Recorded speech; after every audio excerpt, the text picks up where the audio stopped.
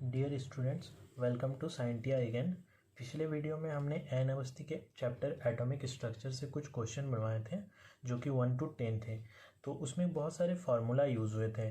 उसी फार्मूला में कुछ डिराइवेशन आज हम आपको बताने जा रहे हैं। तो चलिए शुरू करते हैं।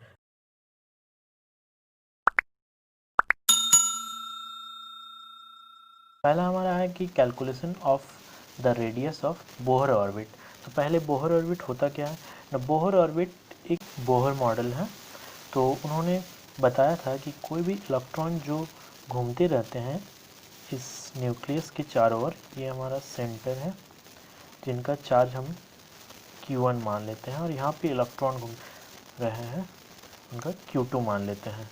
तो अकॉर्डिंग टू कूलम्ब्स लॉ इनके बीच में एक अट्रैक्टिव फोर्स लगता है। तो सबसे पहले हम डिराइवेशन में अगर देखें तो ये एक फोर्स जो लगता है वो F इक्वल्स टू हो गया Q1 Q2 by R square के कांस्टेंट होता है।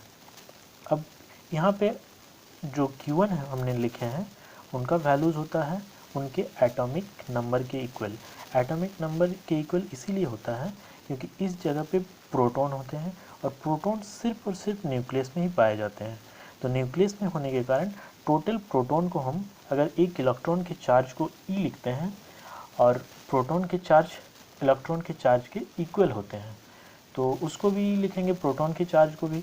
लेकिन प्रोटॉन बहुत सारे रहते हैं जो कि उनके एटॉमिक नंबर के इक्वल होते हैं, जिस कारण से हम Q1 के बदले ZE लिख रहे हैं और Q2 के बदले इलेक्ट्रॉन लिख रहे हैं। ये हो गया हमारा आर स्क्वायर। अगर K का वैल्यू पहले ही पुट कर सकते हैं, उनका वैल्यू होता है K equals to 1/4 pi epsilon 0, जिसका वैल्यूज़ होता है 9 × 10⁹ न्यूटन मीटर स्क्वायर पर कूलम स्क्वायर, जो कि हम आगे पुट कर देंगे। इसमें जो K है उनका वैल्यूज़ होता है 1/4 पाई एप्सिलॉन 0, जो कि पहले भी यहाँ पे हमने बताया, और इसका वैल्यू होता है 9 × 10⁹ न्यूटन मीटर स्क्वायर पर कूलम स्क्वायर। Z हमारा एटॉमिक नंबर है और E चार्ज है, इलेक्ट्रॉन का भी प्रोटॉन का भी। ये इलेक्ट्रॉन का चार्ज है, ये प्रोटॉन का चार्ज है। और R distance between these two charge particles.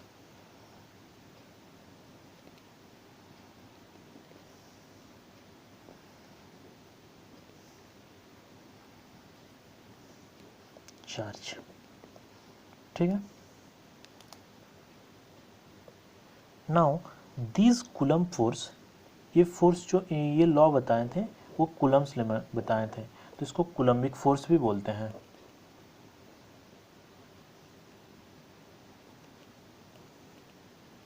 Coulombic force. Now these Coulombic force act as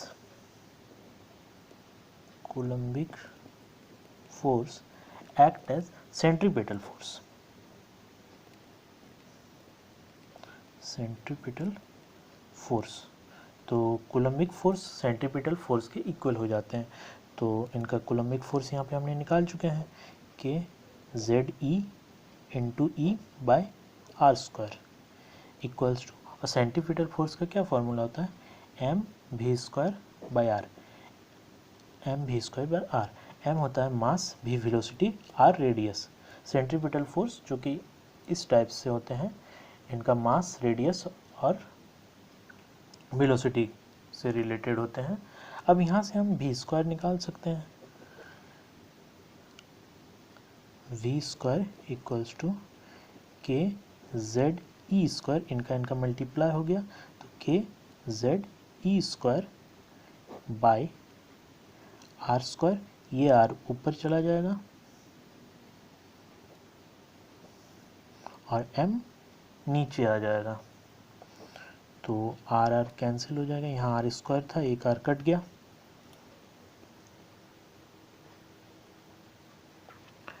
now v² equals to KZE² Z E square by M R. इसको हम इक्वेशन 1 रख लेते हैं। अब अकॉर्डिंग टू बोहर्स मॉडल के हिसाब से उन्होंने कहा था कि एंगुलर मोमेंटम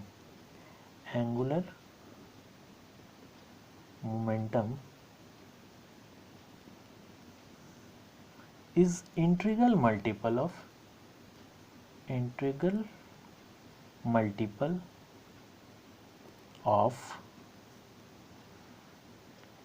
h by 2 पाई। तो बोहर के हिसाब से NH by 2 पाई एक्चुअल में होता है। तो अब एंगुलर मोमेंटम का क्या फॉर्मूला होता है, mvr, product of mass velocity and radius. Angular momentum equals to NH by 2 pi. यहाँ से हम v स्क्वायर निकाल सकते हैं। v इक्वल्स टू हो जाएगा NH by 2 पाई mr, और अगर v स्क्वायर कर देंगे तो दोनों तरफ स्क्वायर करना पड़ेगा, फिर n स्क्वायर h स्क्वायर, इनका 2 का स्क्वायर करेंगे 4, पाई का स्क्वायर करेंगे पाई स्क्वायर हो गया m स्क्वायर r स्क्वायर। इसको इक्वेशन 2 कर देते हैं। अब इस इक्वेशन 1 और 2 में हम कंपैरिजन करेंगे तो v स्क्वायर दोनों तरफ आ गया, जिस कारण से ये वाला इनके इक्वल होगा। तो हम लिखते हैं from equation 1 and 2, from equation 1 and 2, 1 and 2 से हम लिख रहे हैं।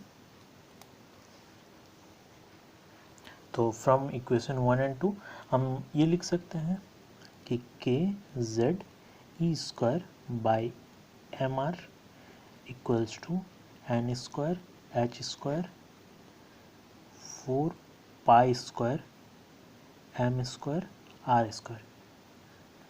अब हम यहाँ से आर निकाल लेंगे। तो अगर हम इस 1 बाई आर का वैल्यू निकालें, बाकी जितने सारे हैं K Z E square M, इन सबको इधर भेज देते हैं। तो N square H square by 4 pi square M square R square पहले से है, और एम यहाँ पे मल्टीप्लाई हो जाएगा। नाउ के जेड ई स्क्वायर नीचे में हो जाएगा। अब यहाँ पे आर स्क्वायर है, यहाँ आर है, तो ये कैंसिल हो जाएगा। यहाँ पे आर स्क्वायर के बदले आर बचेगा। इस आर को हम इधर ले आते हैं, तो R equals to N square. एक चीज़ और, यहाँ पे एम स्क्वायर ये भी कैंसिल हो जाएगा, सिर्फ एम बचेगा। आर को जब इधर ले आएंगे तो सिर्फ आर रहेगा, और इधर हो गया N square H square by 4 pi square M K Z E square. और अब H square by 4 pi square M K E square into N square by Z square. तो ये जो R equals to H square by 4 pi square M K E square, ये पूरा का पूरा constant term है फॉर इलेक्ट्रॉन। एच का value भी हमें पता है, प्लैंक कांस्टेंट, 4 कांस्टेंट है, पाई का वैल्यू भी कांस्टेंट हमें पता है, मास ऑफ इलेक्ट्रॉन हमें पता होता है, के का वैल्यू भी पता है कूलम लॉ से, ई इलेक्ट्रॉन पे चार्ज। तो ये पूरा का पूरा कांस्टेंट टर्म होने के कारण आर इक्वल्स टू जब हम निकालते हैं तो इनका वैल्यू आता है 0.529 into N square by Z angstrom, where N equals to orbit and Z equals to atomic number. ये सिर्फ और सिर्फ इलेक्ट्रॉन के लिए वैल्यू आता है। अगर इलेक्ट्रॉन छोड़ के कोई दूसरा पार्टिकल्स होगा तो फिर यहाँ पे मास का वैल्यू और चार्ज ऑफ इलेक्ट्रॉन का वैल्यू चेंज हो जाएगा। तो ये ध्यान रखना कि ये सिर्फ और सिर्फ इलेक्ट्रॉन के लिए ही होता है।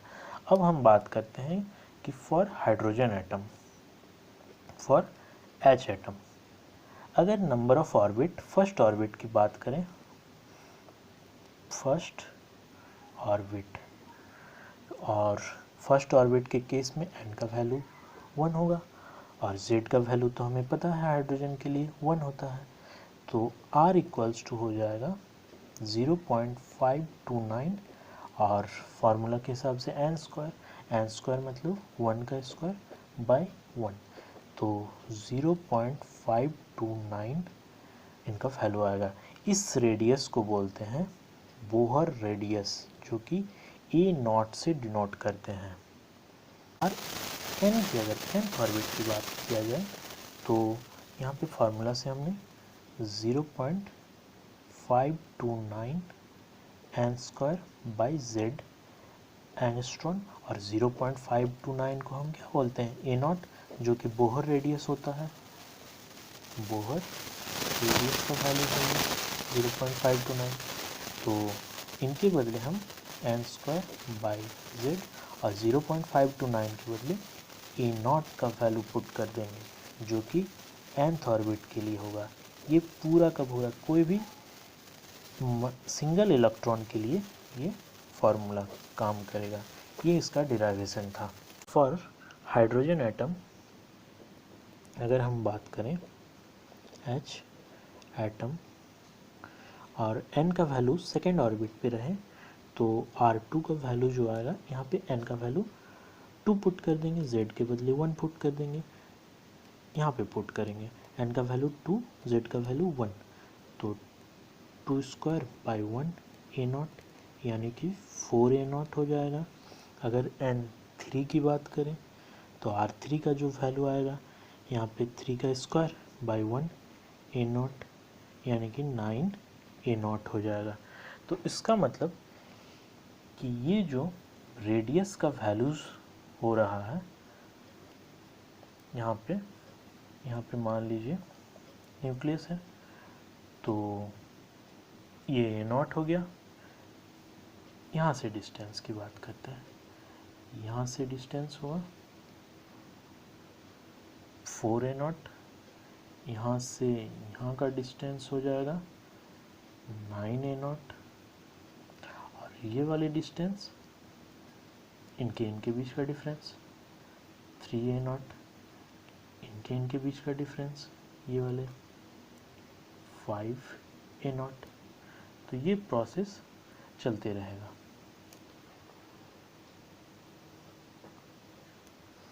तो हम देख रहे हैं कि जैसे जैसे हम न्यूक्लियस से दूर जाते जा रहे हैं, तो एडजेसेंट ऑर्बिटल के बीच का भी डिस्टेंस बढ़ रहा है। पहले 3A0 था, अब 5A0 हो जाएगा। नेक्स्ट यहाँ पे इनका वैल्यूज जो 3A0 रेडियस कितना हो जाएगा 16A0, और इनके बीच का गैप जो हो जाएगा लगभग 7A0। तो ये प्रोसेस चलते रहता है। जितना हम आगे बढ़ते जाएंगे, दो एडजेसेंट ऑर्बिटल के बीच का गैप बहुत ज़्यादा होते जाएगा। तो ये डेरिवेशन यहीं तक था। चलिए हम नेक्स्ट बात करते हैं calculation of energy of an electron. तो एक इलेक्ट्रॉन की एनर्जी के बारे में बात करते हैं, उसका डेरिवेशन कर रहे हैं। तो energy of an electron at infinity is assume to be zero. यहाँ पे हमारा न्यूक्लियस है पॉजिटिवली चार्ज, और इसमें इन्फिनिटी डिस्टेंस पे इलेक्ट्रॉन है। तो उस इलेक्ट्रॉन का जो एनर्जी है उसको हम ज़ीरो मान लेते हैं।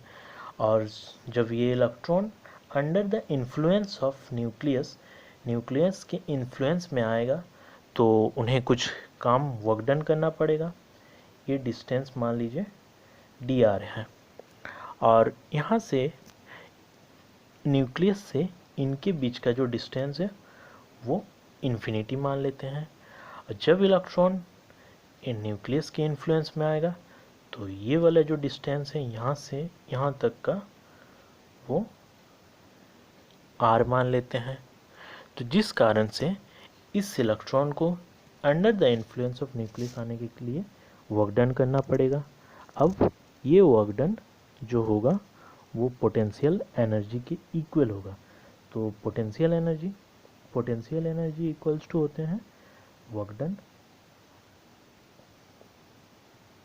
अब ये वर्क डन जो है वो एफ डी आर, इनका हम इंटीग्रेशन कर लेंगे। इंटीग्रेशन में r इक्वल्स टू इन्फिनिटी और r इक्वल्स टू r।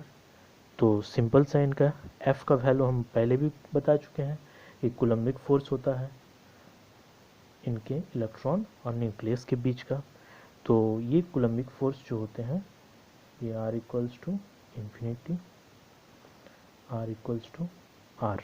अब coulombic force k z E square upon r square और यहाँ पे dr। जब हम इनका इंटीग्रेशन करेंगे पूरा का तो के जेड ई स्क्वायर तो कांस्टेंट है, r इन्फिनिटी यहाँ पे r तो 1 by r square D R का इंटीग्रेशन करते हैं। तो चलिए फिर हम इनका इंटीग्रेशन करते हैं। इंटीग्रेशन करने के लिए K Z E square 1 by R square का इंटीग्रेशन 1 बाय माइनस आर होता है। इनको अगर लिखना चाहें तो इस तरह से लिख सकते हैं K Z E square by R. ये हो गया पोटेंशियल एनर्जी। अब हम टोटल एनर्जी की बात करते हैं। तो टोटल एनर्जी सिस्टम का वो हो जाएगा potential energy plus kinetic energy. अब पोटेंशियल एनर्जी, एक और बात, पोटेंशियल एनर्जी होता क्या है ना, कोई भी एनर्जी ऑब्जेक्ट का जो होता है वो उसके पोजीशन के कारण होता है। जैसे फॉर एग्जांपल मान लीजिए एक पंखा लटका हुआ है तो वो तो गिर सकता है, अपने बहुत एनर्जी है, मान लीजिए नीचे कुछ वाटरमेलन रख देंगे और पंखा को ऊपर से नीचे की ओर गिरा देंगे तो वो उसमें तोड़ देगा, तो उसके पोटेंशियल एनर्जी हुआ जो पोजीशन के कारण होता है। काइनेटिक एनर्जी मोशन के कारण होते हैं, जैसे घूमता हुआ पंखा, घूम रहे हैं बीच में कुछ रख देंगे तो कट जाएगा वो चीज़।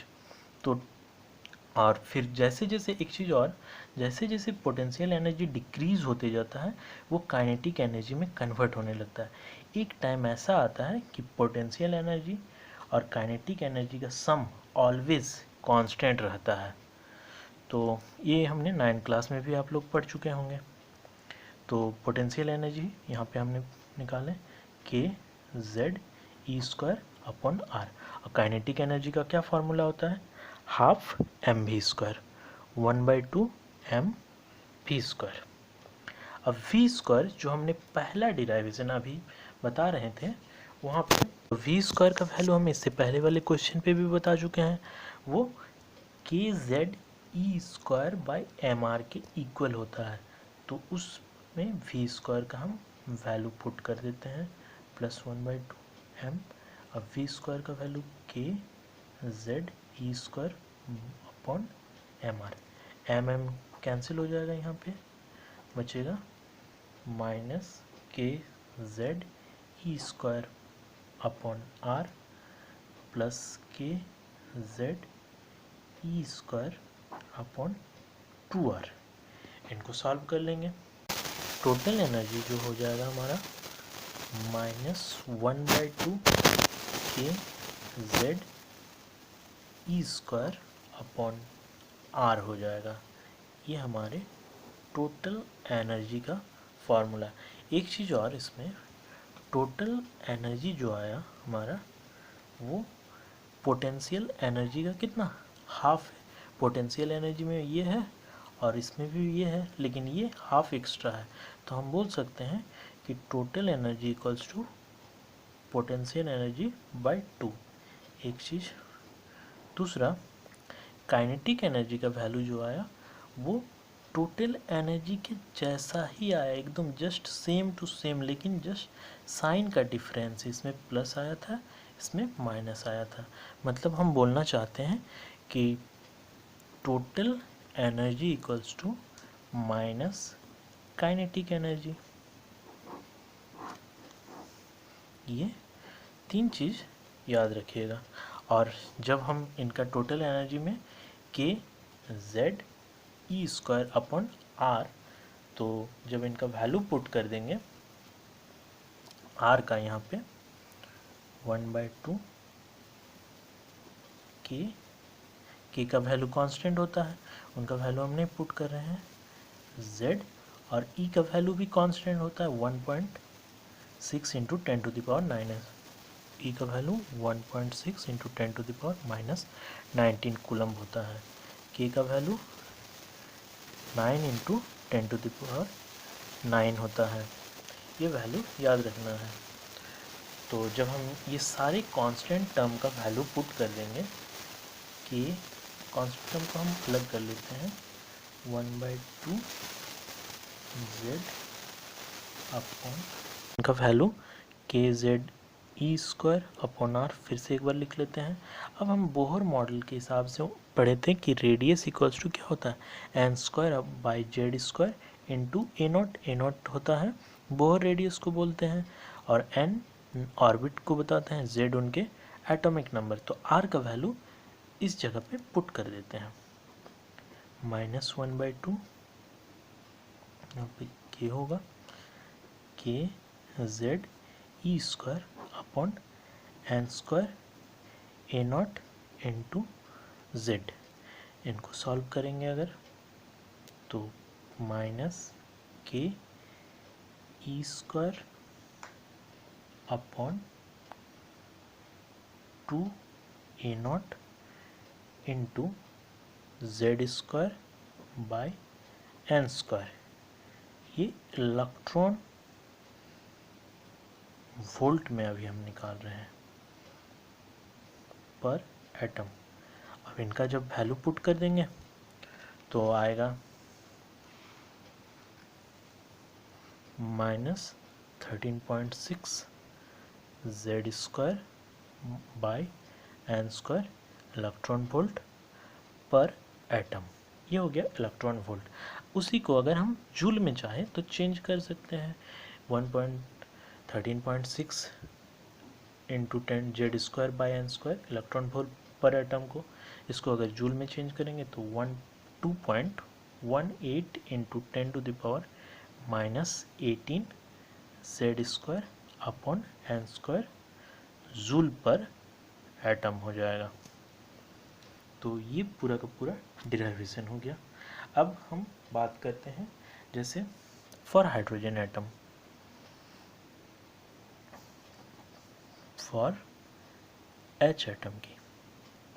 तो एच एटम के लिए अगर हम एच एटम के फर्स्ट ऑर्बिट की बात करते हैं तो एन और जेड 1 हो गया। तो फिर एनर्जी, टोटल एनर्जी का क्या इतना वैल्यू आएगा 13.6 इंटू 1 का स्क्वायर, यहाँ पे भी 1 का स्क्वायर। तो ये हम बात करें फर्स्ट ऑर्बिट की, तो फर्स्ट ऑर्बिट में -13.6 इलेक्ट्रॉन वोल्ट पर एटम। अगर n इक्वल्स टू 2 हो तो फिर total energy at second orbit 13.6 तो रहेगा ही into Z square upon N square, n इस बार 2 का स्क्वायर हो जाएगा। तो इनको जब सॉल्व करेंगे 13.6 ये 2 यहाँ पे बाई 4 हो जाएगा, इसका वैल्यूज़ हो जाएगा लगभग 3.4 इलेक्ट्रॉन वोल्ट पर एटम। तो इसी तरह से हम अलग अलग ऑर्बिट का निकाल सकते हैं टोटल एनर्जी। और एज वी, तो फिर हम देखेंगे कि as we go from the nucleus radius gap increases and energy gap decreases. Radius increase हो जा रहा है लेकिन जो एनर्जी गैप है वो डिक्रीज होते जाता है। जैसे हम T3 थर्ड ऑर्बिट की निकालेंगे, अगर ये थर्ड ऑर्बिट है तो 13.6 इंटू 1 स्क्वायर बाई 9, तो इनका वैल्यूज जो आएगा -1.51 इलेक्ट्रॉन वोल्ट पर एटम आएगा। तो जैसे जैसे इनका एनर्जी, पहले इनके बीच का जो एनर्जी गैप है बहुत ही ज़्यादा है, 13 है और ये 3 है, इनके बीच का बहुत लगभग 9-10 का डिफरेंस है। इनके बीच का जो डिफरेंस है ज़्यादा का नहीं है, थोड़ा, मतलब जैसे जैसे हम नीचे की ओर आते जाएंगे एनर्जी गैप का वैल्यू घटते जाएगा, कम होते जाएगा। इनमें ज़्यादा का गैप है, इनमें कम, और बनाएंगे तो और आगे और कम होते जाएगा। ये प्रोसेस चलते रहेगा। तो ये दूसरा डिराइवेशन था। Thank you. तो चलिए आज के लिए इतना ही, मिलते हैं अगले वीडियो में। और अगर आपको इस क्वेश्चन से रिलेटेड या दोनों डिराइवेशन से रिलेटेड कोई भी डाउट रहे तो आप हमें कमेंट करके पूछ सकते हैं, हम आपका ज़रूर रिप्लाई देंगे। और नेक्स्ट वीडियो में हम बात करेंगे एन अवस्थी से ही जो नेक्स्ट क्वेश्चन है, 10 तक हमने एटॉमिक स्ट्रक्चर का बता चुके हैं, उसके आगे जो क्वेश्चंस हैं उनके बारे में हम बताएंगे। तो थैंक यू। और अगर आप हमारे चैनल में नए हैं तो सब्सक्राइब कर लीजिएगा, हम क्योंकि इसी तरह के वीडियोस डालते रहते हैं। और अगर आपको वीडियो अच्छा लगा तो कमेंट कीजिएगा, लाइक कीजिएगा और ज़्यादा से ज़्यादा शेयर कीजिएगा। Thank you.